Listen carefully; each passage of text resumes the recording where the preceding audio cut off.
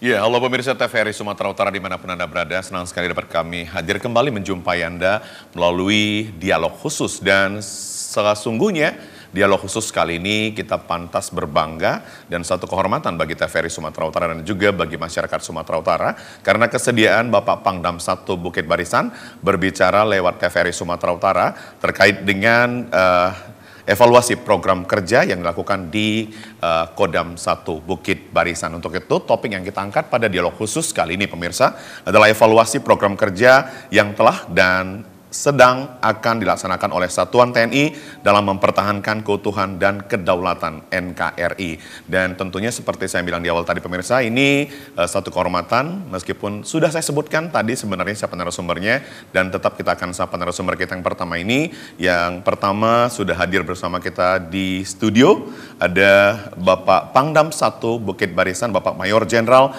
TNI Ahmad Daniel Chardin, SMSI. Salam sehat Bapak, apa kabar? Baik Pak, Alhamdulillah. Dan kemudian juga sudah kita hadirkan Bapak Kasdam 1 Bukit Barisan, yakni Bapak Brigjen TNI Rifki Nawawe SESIP. Salam sehat Bapak, apa kabar? Dan pemirsa, terlebih dahulu kita saksikan tayangan berikut ini.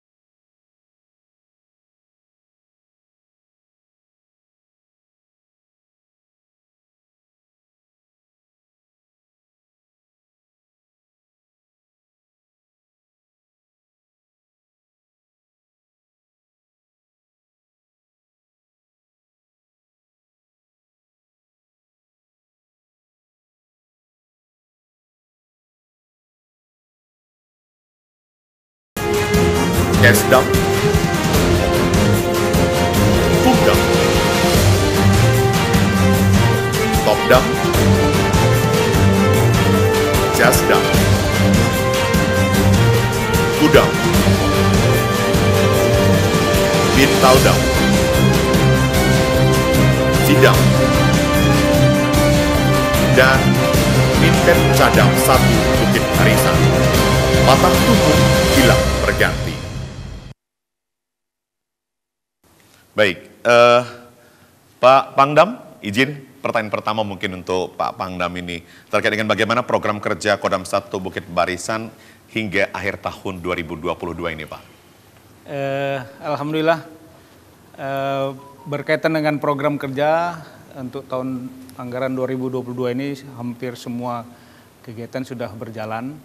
Ini ditandai dengan kita bisa melihat dari indeks kinerja penyerapan anggaran kita sudah di atas 90%. Jadi hampir semua kegiatan sudah berjalan.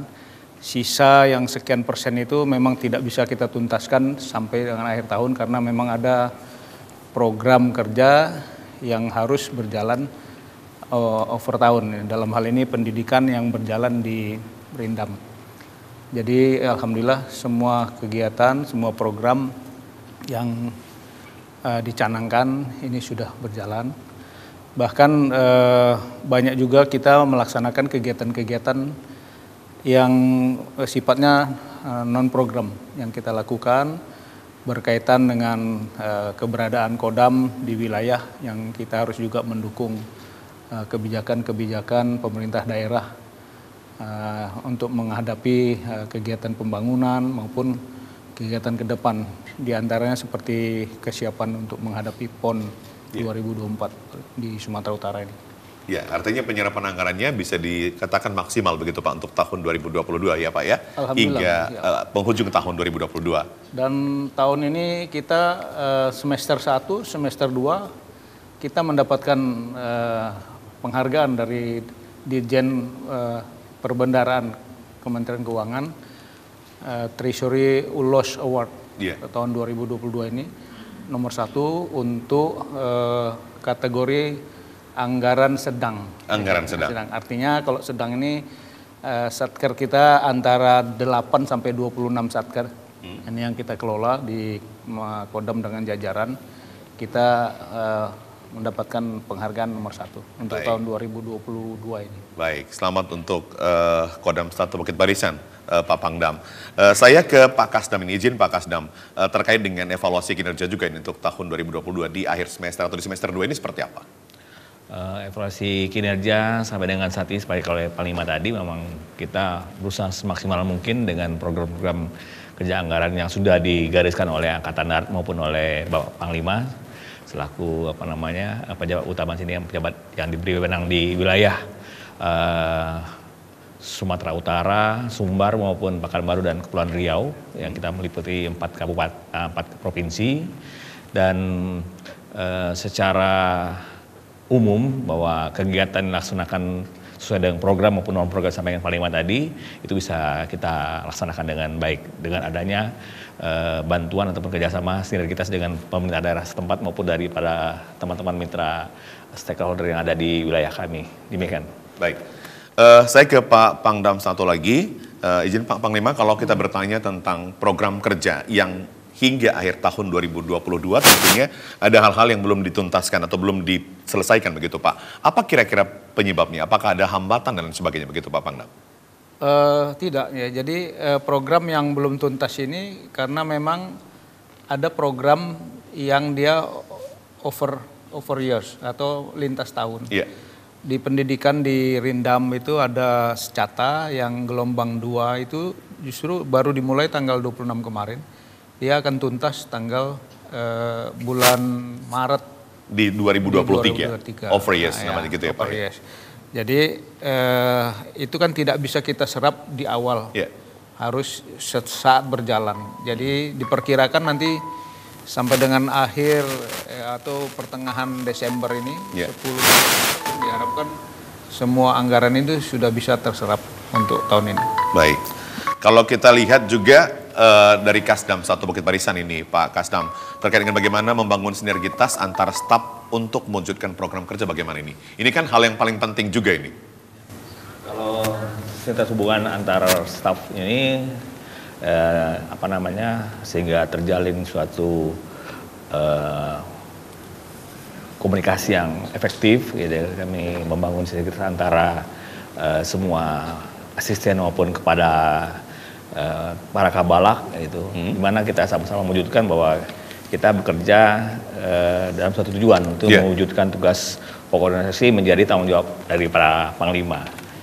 Jadi kami mewujudkan sesuai dengan prosedur hubungan kerja yang staf yang berlaku dengan Angkatan Darat. Bagaimana kita sama-sama bekerja dan bekerja sama untuk mewujudkan tugas pokok Kodam 1 Bukit Barisan, demikian. Ya, Baik, Pak Pangdam, kalau kita bicara tentang penanganan COVID-19, meskipun saat ini kita bisa bernapas lega begitu ya, karena sudah mereda, tapi tentunya informasi yang ada juga, kita juga harus terus waspada begitu Pak ya. Kalau kita bicara tentang COVID-19, bagaimana kemudian program dan evaluasi yang dilakukan oleh Kodam 1 Bukit Barisan Pak? COVID sejak mulai diberlakukan penanganan COVID ini, tahun 2020, misalnya April 2020, ketika Presiden menyatakan Indonesia menjadi bagian dari pandemi COVID, Kodam dengan jajaran, kemudian dengan stakeholder yang terkait, itu sudah kita sendiri sudah membuat semacam komando tugas gabungan terpadu, Kogasgab 4 penanganan pandemi COVID ini, di mana Pangdam sebagai Panglima Kogasgab ini. Kemudian berjalannya waktu, di awal memang ini terasa sangat, ya ini sesuatu yang baru. Tantangan begitu ya Pak Pangdam? Seumur hidupnya Indonesia mungkin ini sesuatu yang baru, ada pandemi COVID yang kita melawan sesuatu yang tidak terlihat. Jadi ada kegamangan kita lihatnya. Di awal penanganan COVID itu ada kegamangan antara pemerintah daerah, pemerintah pusat, TNI di satu sisi yang ikut membantu. Kita lihat kegamangan itu mulai dari penyebutan nama saja kita sudah macam-macam. Ada PPKM, pembatasan sosial, segala macam itu dari awal. Padahal barangnya itu juga. Nah, kemudian ditambah lagi dengan sistem informasi yang tidak berjalan dengan baik, sehingga masyarakat itu cenderung mencari informasi sendiri, itu menambah bias tentang penanganan yang benar. Ini di satu sisi. Kemudian pemerintah daerah gamang di satu sisi harus mengatasi penyakit, ya, tapi di satu sisi juga harus mempertahankan ekonomi. Yeah. Nah, kita sendiri lihat bagaimana penanganannya. Idealnya yang penanganan penyakit itu ya Menteri Kesehatan. Tapi kan nyatanya yang ditunjuk juga menterinya bukan Menteri Kesehatan. Yeah. Justru lebih banyak Menteri Ekonomi yang menangani ini. Jadi prioritas yang penanganan ini di awal-awal itu terasa sekali tidak firm gitu. Ada kegamangan di sini. Tapi sejak berjalan dengan waktu itu dapat teratasi dan sudah mulai tertata. Kemudian juga yang menjadi agak saya rasakan di daerah, waktu itu saya di Aceh, kemudian juga di sini, mayoritas terutama yang penduduk Muslim. Dengan penanganan korban dari COVID, terus dia diisolasi dari keluarganya, padahal dalam keyakinan Islam kan ada fardu kifayah yang harus dilakukan oleh keluarga, oleh masyarakat terhadap korban. Tapi dengan keadaan COVID akhirnya ini tidak berjalan dengan smooth. Ada yang ditangani dengan oleh tim, kemudian setelah dicek ternyata nyebar isu kalau penanganannya itu tidak sesuai dengan kewajiban dalam agama Muslim terutama. Akhirnya ini menjadi pro kontra dan antipati masyarakat. Nah, ini yang harus kita jembatani, ya kita yakinkan ya penanganan itu harus dilakukan sesuai dengan prosedur kesehatan yang benar, dan pada saat terjadi korban juga tetap dilakukan sesuai dengan prosedur kesehatan dan memenuhi kaidah-kaidah ajaran agama tadi. Jadi pemakaman itu menjadi atensi. Dan ini alhamdulillah sudah bisa berjalan dengan Kogasgab ini. Baik. Meski awalnya tantangan tapi bisa diselesaikan begitu ya Pak Panglima? Bisa dilaksanakan, kemudian sejalan dengan waktu kita sudah ada aplikasi-aplikasi yang relatif lebih baik, sehingga pemberitaan sistem-sistem prosedur kesehatan memasuki suatu wilayah itu cukup dengan diantaranya aplikasi Peduli Lindungi ini cukup membantu untuk kita pembatasan-pembatasan, terutama di daerah-daerah yang menimbulkan kerumunan atau keramaian yang dikhawatirkan menyebabkan penyebaran ini semakin lebih masif. Dan di awal-awal juga yang akhirnya menjadi antipati sebagian masyarakat dengan tidak diizinkan sholat di masjid gitu. Padahal dalam keyakinan umat Islam, ketika kita mendapatkan musibah, kita justru harus mendekatkan diri kepada Sang Pencipta. Tapi di satu sisi dengan penyakit ini kita dilarang, ya, waktu itu sampai sholat Jumat saja tidak diwajibkan. Begitu ya, dibatasi sekali begitu ya. Nah, ini kondisi ini yang membuat situasional ya cukup rumit ya waktu itu. Baik. Saya ke Pak Kasdam lagi nih. Pak Kasdam, kalau kita bicara tentang tahun 2022 ini Pak, hal apa saja mungkin yang bisa dilakukan dengan pencapaian yang maksimal, meskipun mungkin Pak Pangdam sudah pernah dengar, tapi ini mungkin mengingatkan Pak Pangdam lagi nih, hal-hal yang sudah dilakukan dengan pencapaian maksimal begitu di Kasdam 1 Bukit Barisan. Ya, kalau kita lihat dengan apa yang disampaikan oleh Panglima tadi, memang kami atau saya kepala staf itu berusaha semaksimal mungkin mewujudkan apa yang beliau arahkan sesuai dengan petunjuknya. Jadi memang kendala-kendala yang ada di lapangan demikian. Terlebih memang hambatan kita karena kita meliputi 4 provinsi tadi, jadi sangat jauh rentang kendali komandonya. Tapi karena terbatasnya sarana-prasarana yang ada, jalan, transportasi itu memang kita sangat terbatas. Juga tidak semuanya kan bisa dicapai dengan mudah kalau kita mengadakan mengecek atau mengawasi kegiatan di bawah. Sehingga kita menggunakan sarana-prasarana yang ada, alhamdulillah itu menjadi tantangan kami juga. Bagaimana kita bisa mewujudkan tugas Kodam dalam rangka membantu pemerintah menghadapi COVID itu.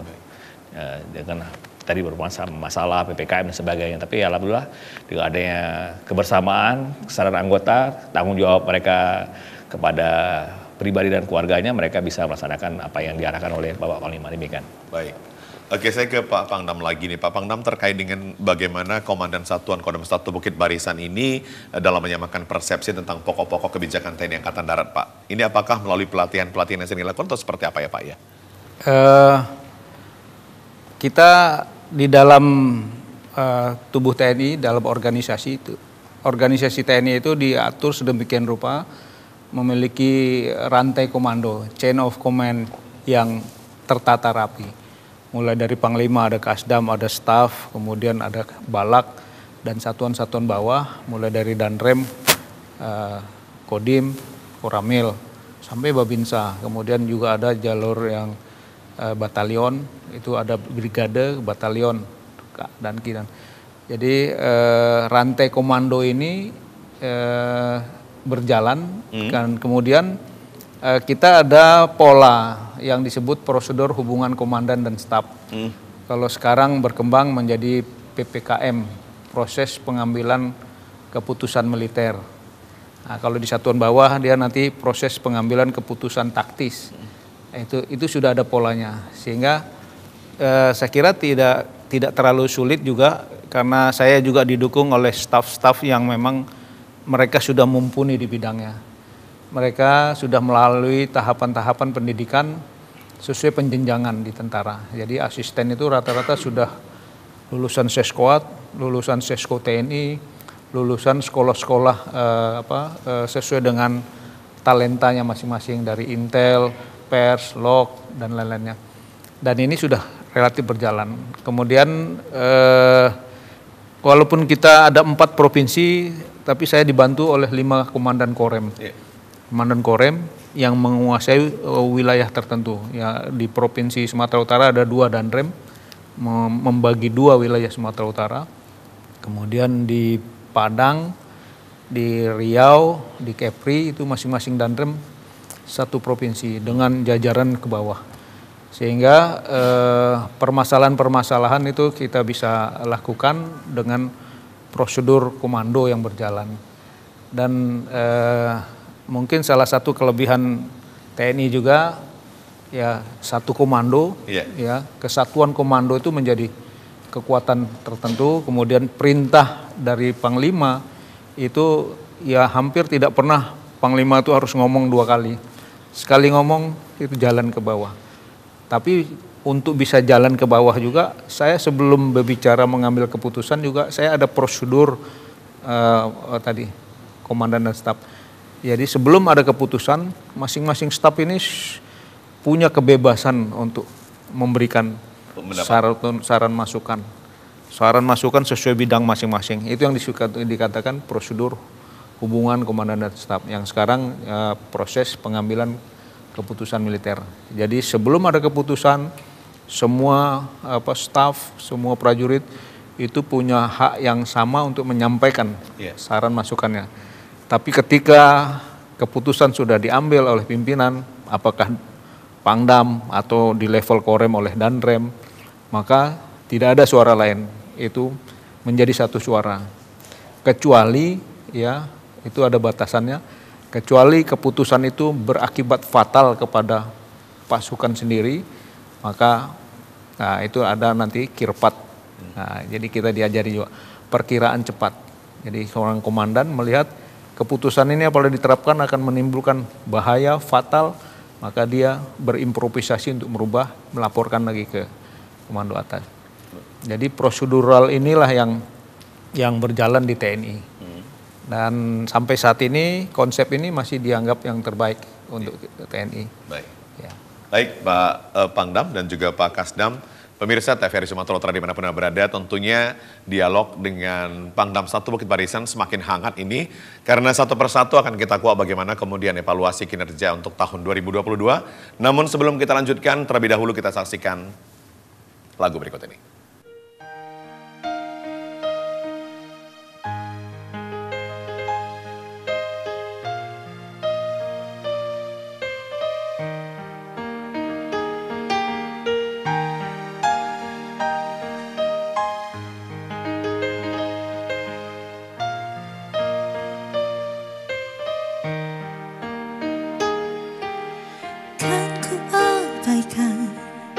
Segala hasratku agar kamu tenang dengannya. Ku pertaruhkan semua ragaku demi dirimu, bintang. Biarkan ku menggapaimu, memanjakanmu.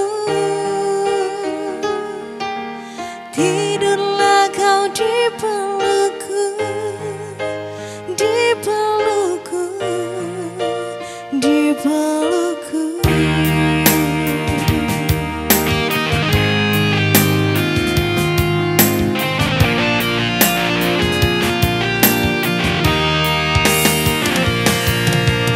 Biar ku tunda segala hasratku untuk miliki dirimu, karena semua telah tersiratkan, dirimu kan milikku. Biarkan ku menggapaimu, memanjakanmu. Tidurlah kau di pelukku, di pelukku, di pelukku.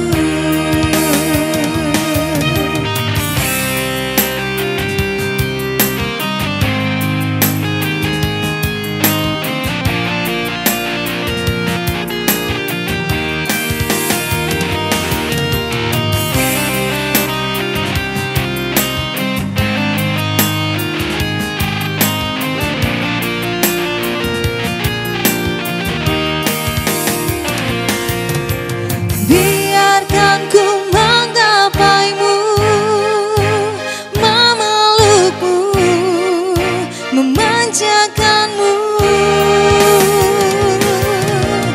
Tidurlah kau di pelukku, di pelukku, di pelukku.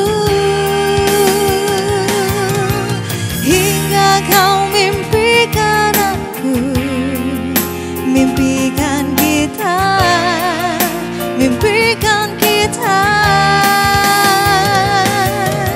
Jangan pernah kau terjaga dari tidurmu di pelukanku.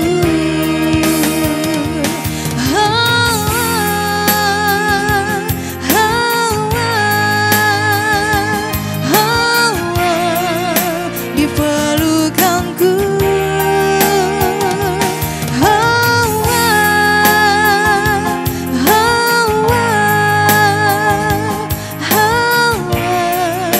Di pelukanku.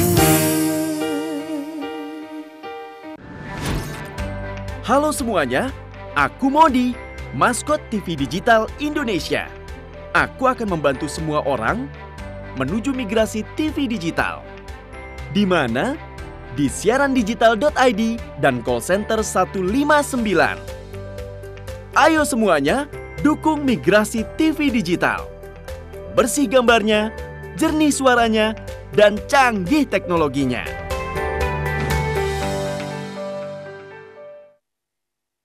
Baik, pemirsa TVRI Sumatera Utara dimanapun Anda berada, terima kasih Anda masih menyaksikan dialog khusus bersama Pangdam 1 Bukit Barisan, Bapak Mayor Jenderal TNI Ahmad Daniel Chardin, dan juga didampingi oleh Bapak Kasdam 1 Bukit Barisan, Bapak Brigjen TNI Rifki Namawe. Saya ke Pak Kasdam dulu ini. Pak Kasdam, kalau kita bertanya terkait dengan tantangan untuk mewujudkan program kerja apa saja ini Pak? Pastinya ada tantangan begitu ya, karena meskipun kita ini satu panggung ya dengan Pak Pangdam, ini jangan juga menjadi tidak diungkapkan begitu, supaya nanti mungkin meskipun ada tantangan di tahun 2022, ini bisa menjadi solusi bersama untuk memecahkannya di tahun 2023. Silakan Pak Kasdam.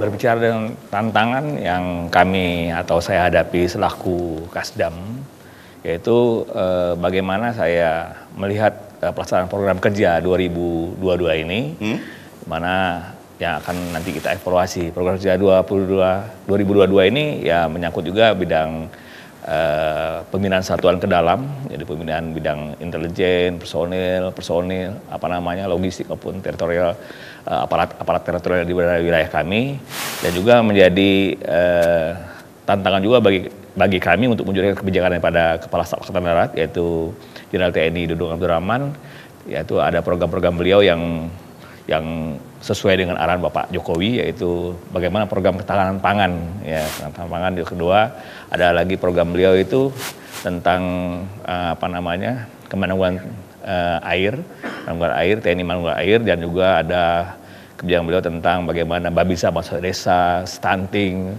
Jadi beberapa program-program ini memang karena terbatasnya secara pelaksanaan kami, jadi kami juga mengajak ataupun saya mengajak para pejabat di bawah Kodam 1 ini bagaimana bisa mengoptimalkan ataupun memberdayakan sinergitas dengan Pemda setempat di wilayah masing-masing untuk bisa membantu mewujudkan program yang disampaikan oleh Angkatan Darat dan juga termasuk dari Bapak Panglima. Jadi tantangannya itu tadi, bagaimana kita dengan data masa yang ada kita mampu berbuat terbaik untuk masyarakat, di mana juga sampaikan bahwa TNI di mana berada harus mencari solusi bagi masyarakat untuk mengatasi kesulitan rakyat sekelilingnya. Demikian tantangan. Baik, Pak Kasdam. Saya ke Pak Pangdam lagi. Pak Pangdam, kalau kita berbicara tentang secara keseluruhan di wilayah Kodam 1 Bukit Barisan ini Pak ya, permasalahan apa saja mungkin yang berkembang Pak? Kemudian yang menjadi harus dicari solusinya oleh Kodam 1 Bukit Barisan juga begitu. Iya. Kalau bicara permasalahan kita kembali ke tugas dulu. Kalau di TNI itu ada tugas itu kita bagi. Pertama kita mendapatkan tugas pokok. Tugas pokok itu tugas yang sudah tercantum di dalam rencana kerja itu, program tugas pokok. Tapi untuk menjalankan tugas pokok ini kita pecah lagi tugas pokok itu menjadi tugas-tugas khusus. Nah itu juga tugas-tugas khusus ini harus kita jabarkan. Ya kita pilah-pilah. Nah, dari situ nanti akan kita bagi tugas itu, kita bagi habis tugas itu kepada staf-staf terkait, kepada komandan-komandan satuan di bawah, sehingga semua tugas terbagi habis. Secara kekhususan dibagi per bidang. Nah, yang ketiga, tugas ini yang menjadi tantangan kita adalah tugas yang ketiga. Nah, tugas terkandung disebut. Jadi ada tugas pokok, tugas khusus, tugas terkandung. Tugas terkandung adalah tugas-tugas yang harus kita cari. Kita cari dalam upaya mensukseskan tugas pokok dan tugas khusus. Nah, ini tantangan tersendiri nih. Jadi seorang perwira, apalagi dia lulusan selapa ke atas, selapa, sesko, ya itu sudah diajarkan dia untuk bagaimana mencari tugas terkandung. Saya diperintah untuk menyelenggarakan sepak bola. Nah, itu tugas pokok. Nah, tugas khususnya dibagi. Nanti siapa wasitnya, siapa yang jadi penyelenggara, yang menyiapkan logistik. Tugas terkandungnya adalah bagaimana supaya tugas-tugas ini berjalan. Kita harus dekatkan kita komunikasi ke KONI. Kita kekurangan anggaran, kita harus menggait siapa yang menjadi donatur, menjadi donasi kita. Itu tugas-tugas terkandung. Jadi memang yang tadi dikatakan Kasdam, tugas terkandung ini adalah tugas yang harus kita cari, kita berkembang, improvisasi. Semakin kaya pemahaman, wawasan dari seorang perwira, semakin banyak dia bisa mencari, menyelesaikan tugas terkandung. Artinya inisiatif kreatif dan inovatif gitu ya? Betul. Itu tapi juga di tentara itu selalu ada koridor-koridornya. Jadi kita sudah diatur. Ada kalau dalam menghafal itu disebut jembatan keledainya sudah ada gitu. Nanti setelah ini baru dirangkum menjadi tugas dinyatakan kembali. Jadi tugas pokok kita ini, tugas khususnya ini, tugas terkandung yang harus kita cari dan kita upayakan untuk bisa menuntaskan itu, kita rangkum menjadi satu tugas nyataan kembali.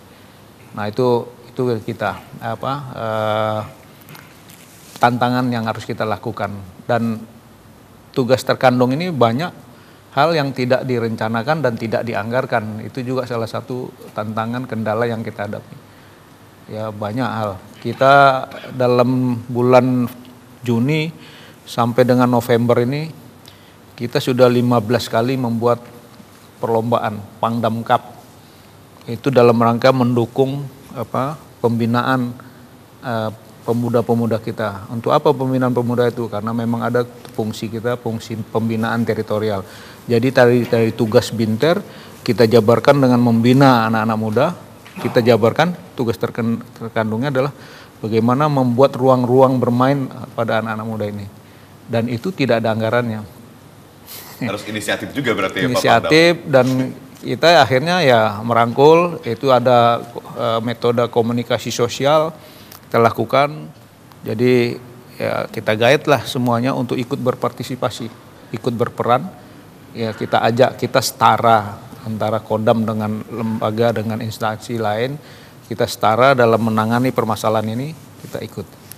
Nah, itu luar biasa ya Pak, artinya meskipun tidak ada anggaran tapi bisa terlaksana. Kalau kita lihat di tahun 2020 ini sudah banyak program olahraga yang sudah dilakukan begitu, yang bermanfaat bagi masyarakat juga, yang kaitannya nanti untuk bagaimana kita mensukseskan PON 2024 mendatang. Betul, itu salah satu bidang yang kita laksanakan. Kemudian berdasarkan evaluasi itu, makanya tadi kita laksanakan kegiatan salah satu sosialisasi untuk kita undang semua yang biasa mendukung ini supaya mereka tidak terkaget-kaget lagi.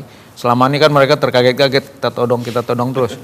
Nah, sekarang kita sampaikan program kita setahun, mari kita sama-sama bagian mana yang bisa kita pecahkan bersama. Nah, ini kita lakukan tadi.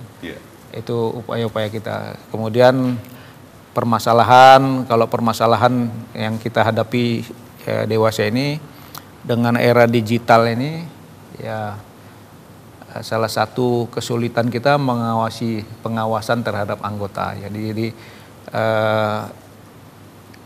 digital itu dengan sistem informasi yang semakin mudah, ya kalau dilakukan atau dimanfaatkan untuk kepentingan yang baik, sebenarnya sangat membantu. Kita sekarang mau bicara apa saja tinggal klik, browsing, dapat ya, berita itu dapat ya. Tapi ketika kita salah memanfaatkan kemudahan informasi dengan sistem digital ini, menimbulkan masalah baru. Contohnya anak-anak justru yang memanfaatkan TikTok, Kemudian yang di TikTok itu sesuatu yang sebenarnya ya tidak perlu diekspos keluar gitu.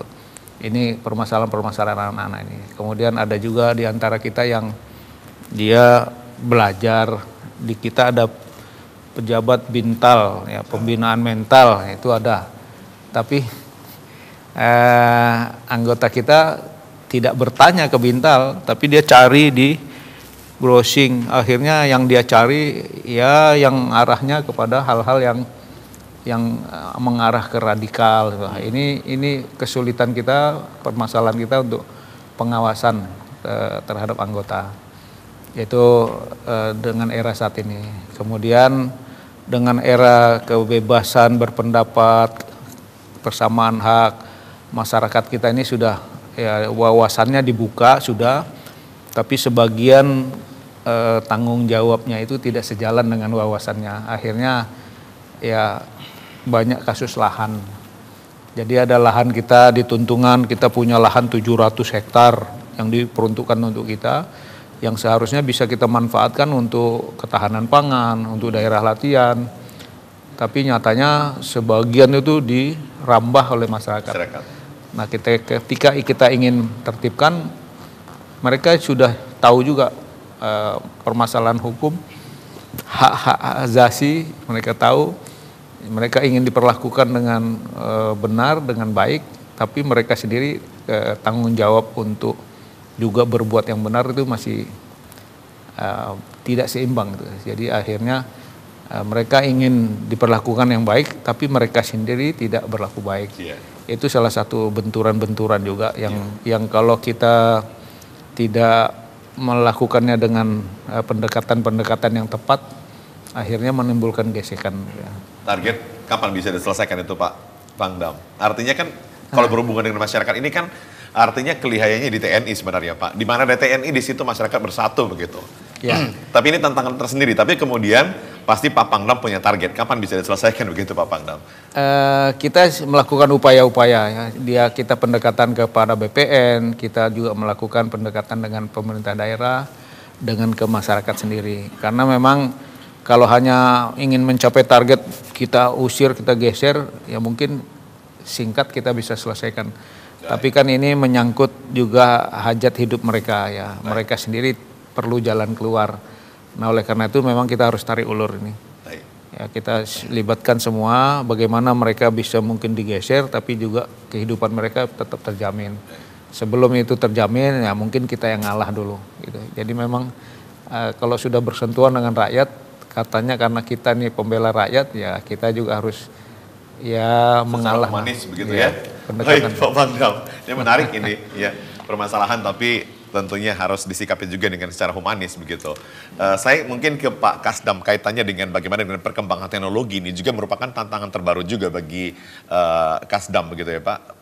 Tidak usah mungkin di tubuh TNI, di organisasi di luar sana pun mungkin ini juga menjadi tantangan tersendiri. Bagaimana menyikapinya ini Pak? Menyikapi perkembangan teknologi yang saat ini demikian pesatnya ya kita harus cerdas untuk bagaimana memanfaatkan teknologi itu untuk kepentingan kita, kepentingan organisasi misalnya.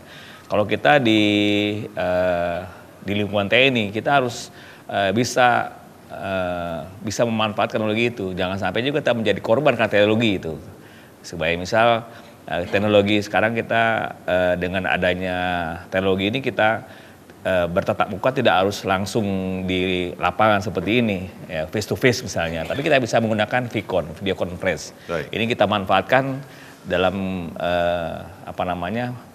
untuk berkomunikasi, berkoordinasi, ataupun kita memberikan petunjuk arahan atau paling memberikan petunjuk arahan kepada seluruh dandim bisa langsung on time itu juga. Jadi kita manfaatkan itu untuk bisa melaksanakan tugas pokok kita Kodam.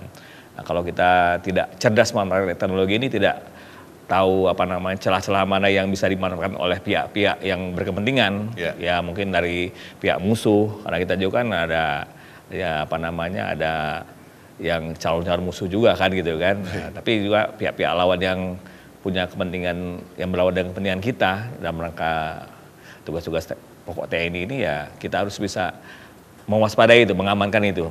Ya dari mungkin ada kelebihan dan kurangnya, kelemahannya harus kita kuasai. Baik. Dan pemirsa, kalau kita bicara tentang satu program yang sangat dinantikan oleh pemerintah dan juga masyarakat adalah TMMD. Karena di mana ketika TNI melakukan TMMD, pastinya ada perubahan, desa tertinggal menjadi desa maju, masyarakat menjadi sejahtera. Nanti kita tanya Pak Pangdam setelah lagu berikut ini.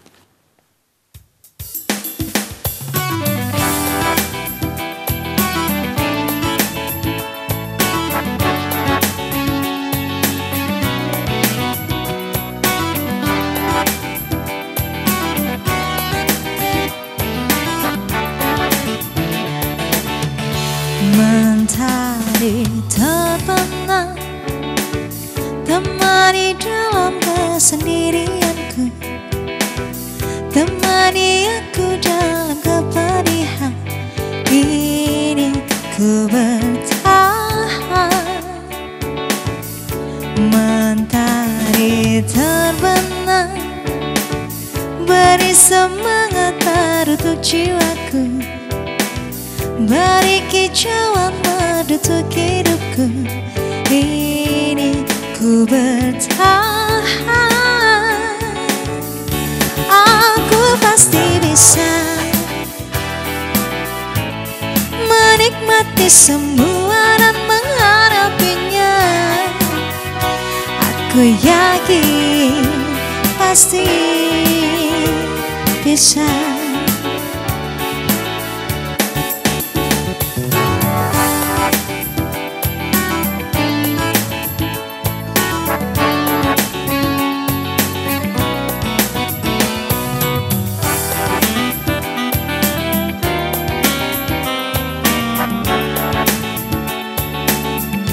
Mentari terbenam, beri semangat baru untuk jiwaku, beri kicauan madu untuk hidupku. Ini ku bertahan. Aku pasti bisa menikmati semua dan menghadapinya.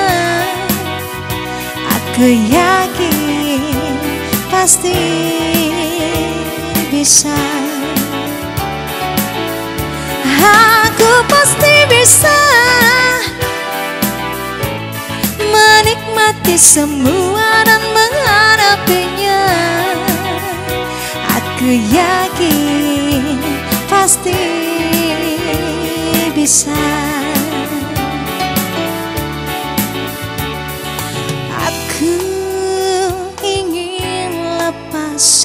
Seluruh bebanku dan ku jalani hidupku dengan senyuman. Aku pasti bisa menikmati semua dan menghadapinya. Aku yakin pasti bisa. Dan ku jalani hidupku dengan senyuman.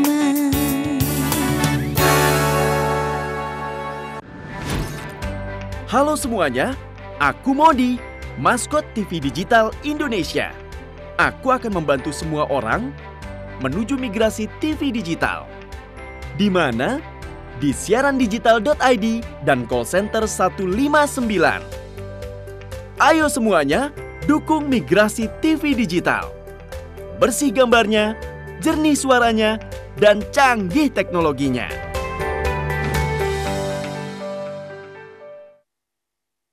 Iya, pemirsa, sejalan dengan lagu yang barusan kita dengar, ini TNI artinya siap dan yakin menghadapi segala permasalahan yang ada, apalagi yang namanya membantu masyarakat. Karena ada kaitannya, pertanyaan saya berikut ini kepada Pak Pangdam 1 Bukit Barisan terkait dengan program TMMD adalah program yang dinantikan oleh seluruh masyarakat, khususnya masyarakat yang berada di desa tertinggal. Pak, bagaimana program untuk di wilayah Kodam 1 Bukit Barisan, Bapak?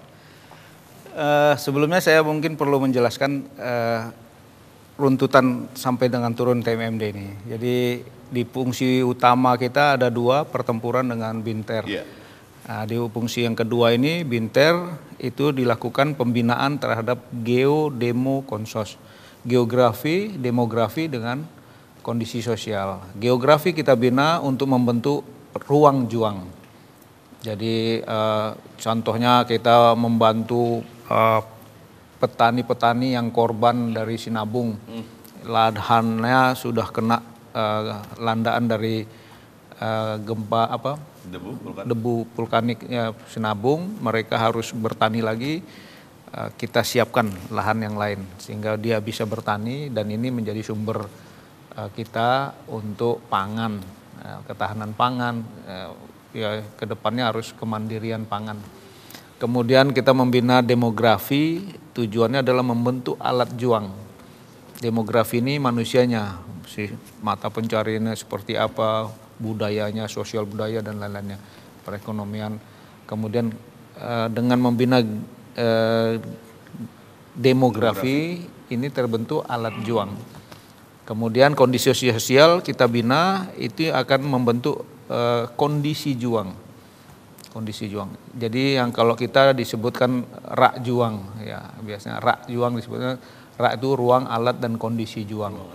Terbentuk yang baik, yang mendukung kesiapan TNI bersama rakyat untuk ikut siap menghadapi kemungkinan konflik, perang dan lain-lainnya. Outcome-nya adalah terbangunnya kemanunggalan TNI dengan rakyat.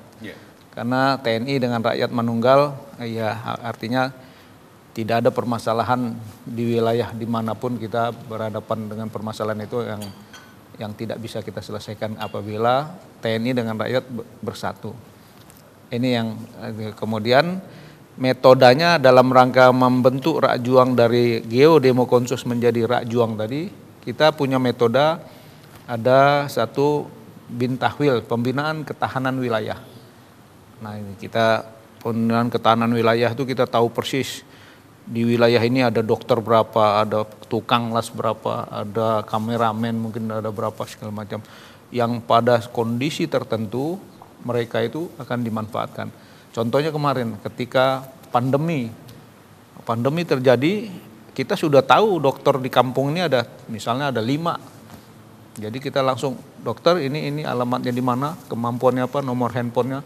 Bahkan sekarang ini karena dokter itu jauh pada saat pandemi ada tunjangannya, nomor rekeningnya aja kita juga data gitu. Sampai seperti itu.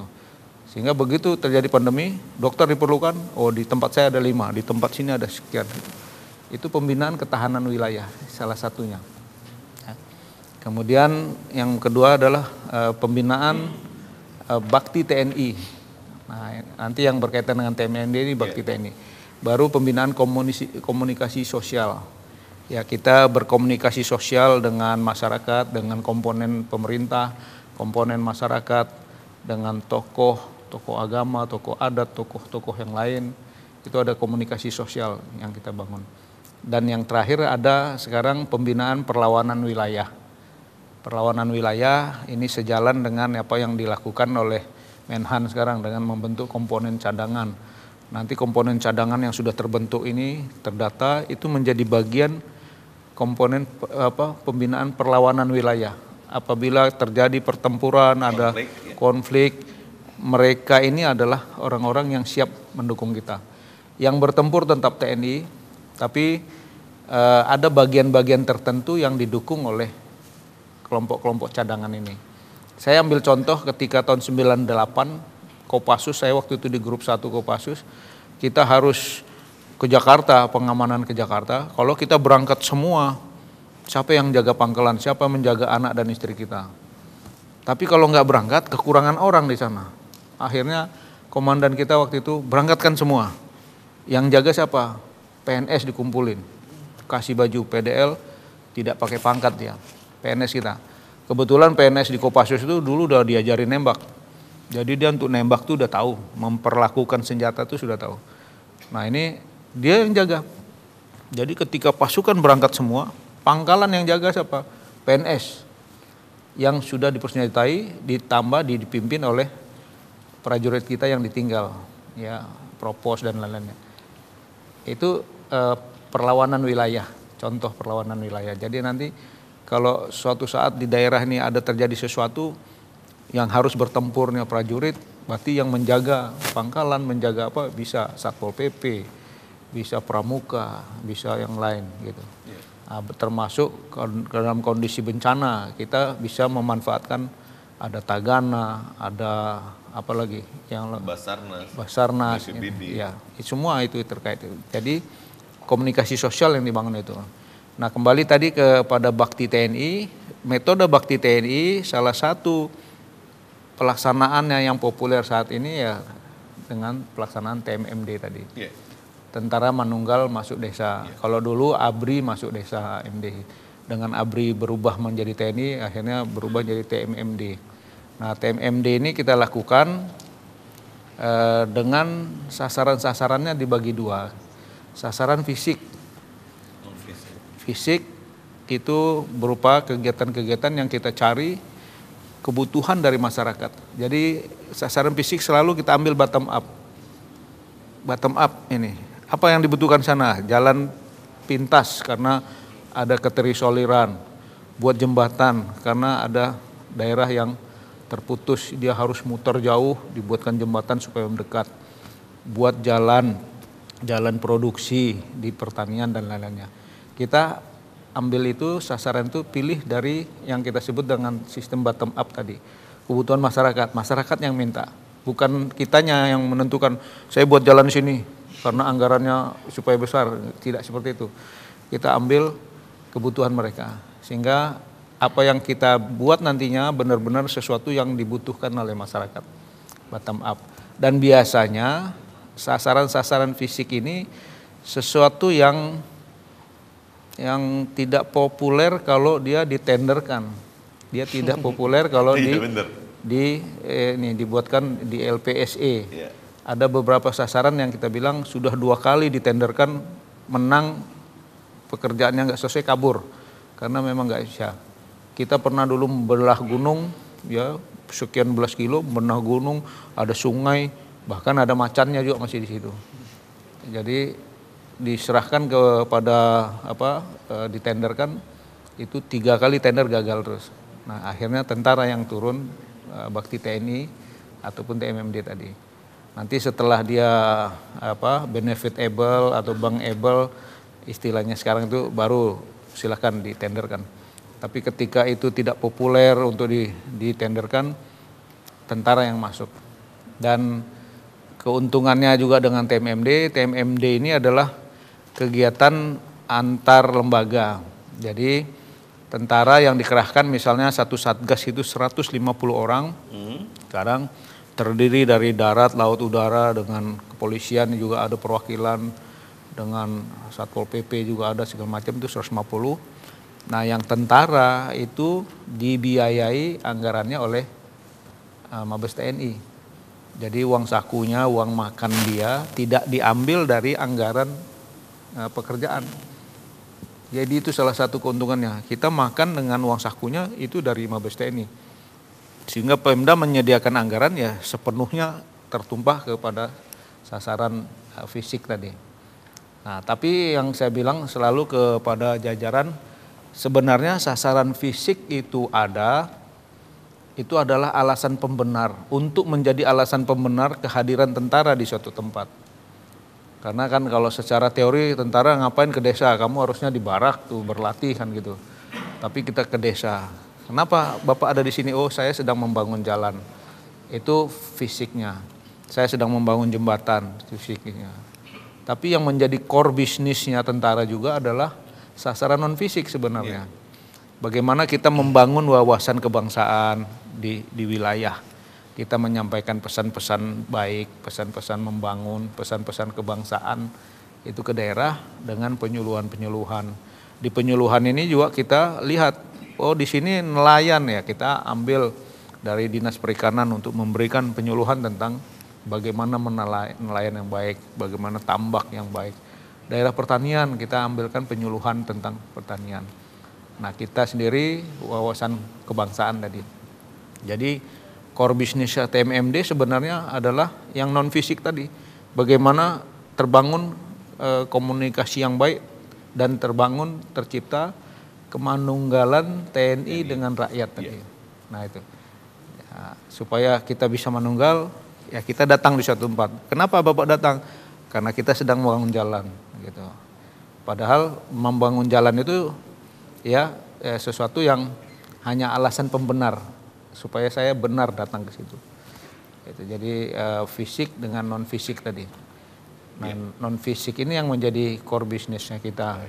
Kemudian untuk meningkatkan kegiatan non fisik ini, di belakangan kegiatan-kegiatan kita ini kita lakukan dengan prajurit kita tidak bertenda, tapi dia tidur di rumah rakyat, dibagi. Nah, kemudian apa manfaatnya kepada rakyat? Ya satu, kita bisa komunikasi langsung di situ, tahu persis seperti apa rakyat kita. Yang kedua, selama sebulan kita tempati, uang ULP kita kumpul, kita kasih ke ibu-ibu, masak, kita makan bersama. Jadi selama sebulan dia ditumpangi, sebulan itu si ibu, si bapak, si anaknya harus bisa makan bareng sama kita, biaya kita gitu. Itu salah satu upaya-upaya pendekatan yang kita lakukan. Dan saat ini TMMD sudah begitu berkembang ya. Kalau dulu setahun hanya satu gelombang, satu kali. Sekarang kita sudah 3 kali. 1 tahun 3 kali. Untuk kodam kita, tahu gelombang 1 itu ada 6 kodim yang dianggarkan untuk TMMD, tambah 1 yang TMMD imbangan. Kalau TMMD imbangan adalah TMMD yang atas permintaan dari Pemda setempat. Itu boleh bakti TNI tapi waktunya bersamaan dengan TMMD. Gelombang kedua juga 6, gelombang ketiga 6. Jadi ada 18 kodim dalam 1 tahun melaksanakan TMMD. Ada 18 sasaran melaksanakan TMMD di dalam setahun di kodam kita. Nah, kodim kita padahal hanya 34 kodim. Jadi 18 tahun. Jadi hampir 2 tahun sekali kita berputar. Itu kalau dia tidak minta TMMD imbangan tadi. Ada daerah yang tiap tahun minta, kalau nggak TMMD, minta TMMD imbangan. Gitu. TMMD imbangan itu biasanya permintaan. Dibatasi itu bagaimana Pak? TMMD imbangan bedanya hanya sama, pelaksanaannya sama, tapi anggaran tadi uang saku dengan uang makannya prajurit itu dianggarkan oleh Pemda. Kalau yang TMMD yang dianggarkan oleh TNI, uang saku dengan uang makannya, uang lauk pauk, itu didukung oleh Mabes TNI. Jadi karena Mabes TNI mampunya 1 tahun untuk Kodam 1 18 Satgas, 18 yang dianggarkan. Di luar itu kalau Pemda meminta, ada beberapa Pemda yang hampir tiap tahun melakukan itu dan mendukung. Pak Pangdam, tapi artinya kesiapan personil kita siap nggak Pak ketika ada TMMD imbangan itu? Siap, kita siap, selalu siap. Karena memang Satgas itu dibentuk dengan gabungan. Jadi batalion dan satuan-satuan kewilayahan, dan kita menggandeng juga dari satuan TNI AL, TNI AU, ada keterwakilan polisi di situ, sehingga ya siap untuk semuanya. Baik, 34. Pak Pangdam, tentunya program-program yang unggulan di tahun 2022, kemudian nanti program yang juga merupakan terus ini berdampak baik terus kepada masyarakat, apa saja nih Pak? Supaya juga masyarakat menunggu terus kehadiran TNI di tengah-tengah masyarakat begitu. Kita sudah, kalau untuk TMMD ini sudah terencana ya, sampai saat ini direncanakan tetap kita ada tiga gelombang, masing-masing 6 itu yang teranggarkan gitu ya. Kemudian program-program lain kita juga ada program yang diinstruksikan oleh Kasat, dalam ini contohnya kita terlibat di dalam penanganan stunting. Nah, ini masing-masing pejabat saya dikasih tugas. Saya dikasih, baru kemarin saya juga dapat nama anak, orang tuanya, alamatnya, rumahnya, segala macam dengan kondisinya. Nah ini selama 6 bulan harus berubah. Itu kita dikasih beban. Selama 6 bulan? 6 bulan, minimal 6 bulan. Nanti akan berlanjut setelah 6 bulan dievaluasi.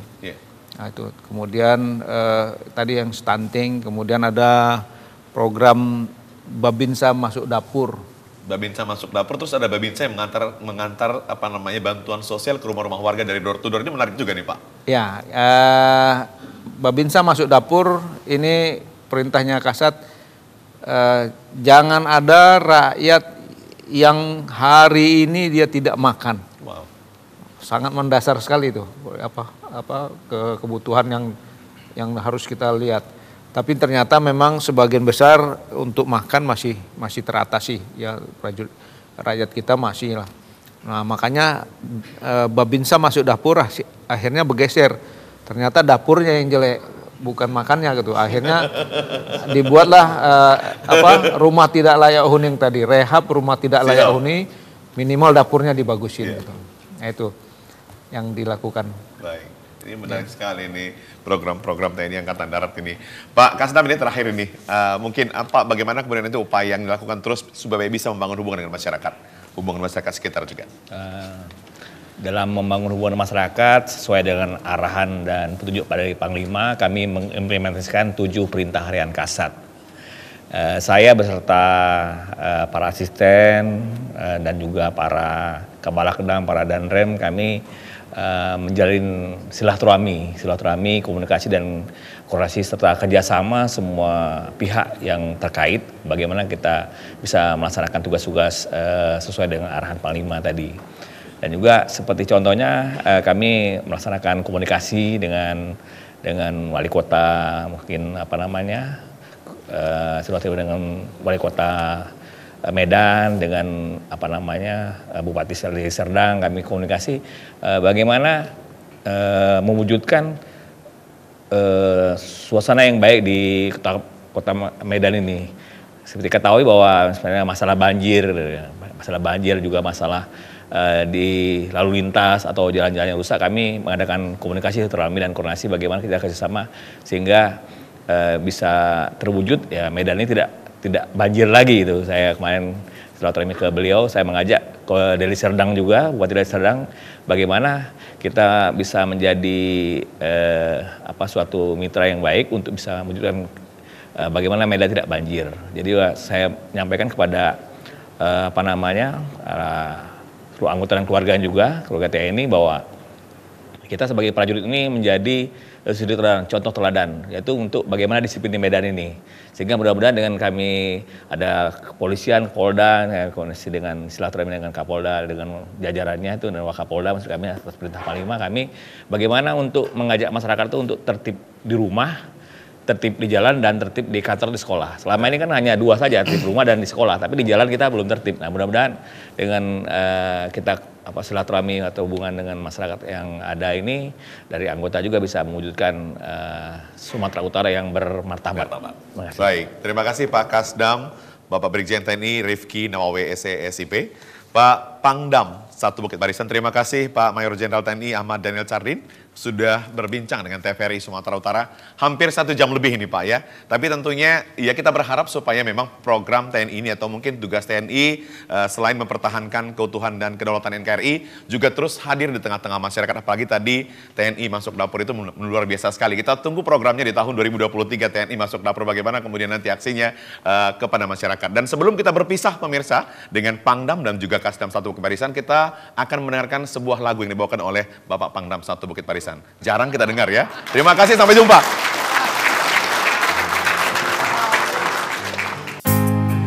Lagu kebangsaan Indonesia Raya.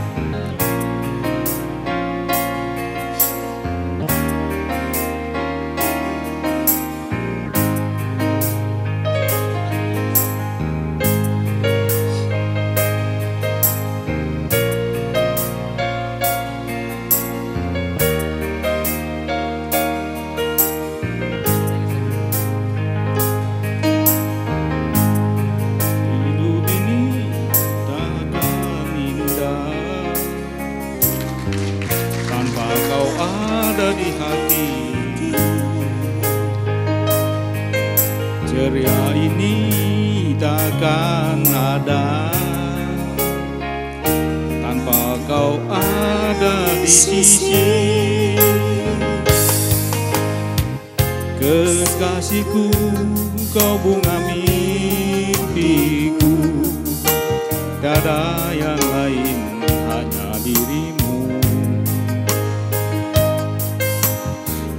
ku sayang dan selalu ku kenang, kan selalu bersama dalam suka dan duka. Dirimu satu yang ku mau, takkan lagi ada selain dirimu. Cinta suci hanyalah untukmu. Dengarlah kasih, kaulah dambaanku.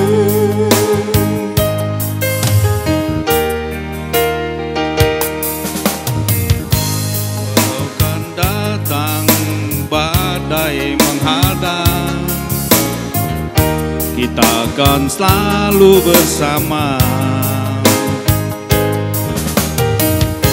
Tetap satu dalam cinta, tiada yang mampu merubah dirimu. Satu yang ku mau, takkan lagi ada selain dirimu. Cinta suci hanyalah untukmu. Dengarlah kasih, kaulah dambaanku.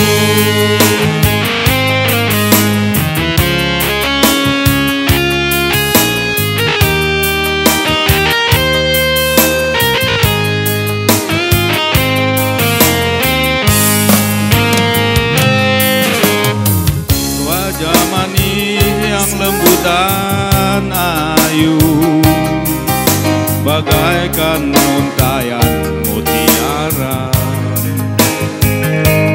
Takkan ku lepas hingga akhir masa, kan selalu bersama dalam suka dan duka. Dirimu satu yang ku mau, takkan lagi ada selain dirimu. Cinta suci hanyalah untukmu. Dengarlah kasih, kaulah dambaanku. Dirimu satu yang ku mau, takkan lagi ada selain dirimu. Cinta suci hanyalah untukmu. Dengarlah kasih,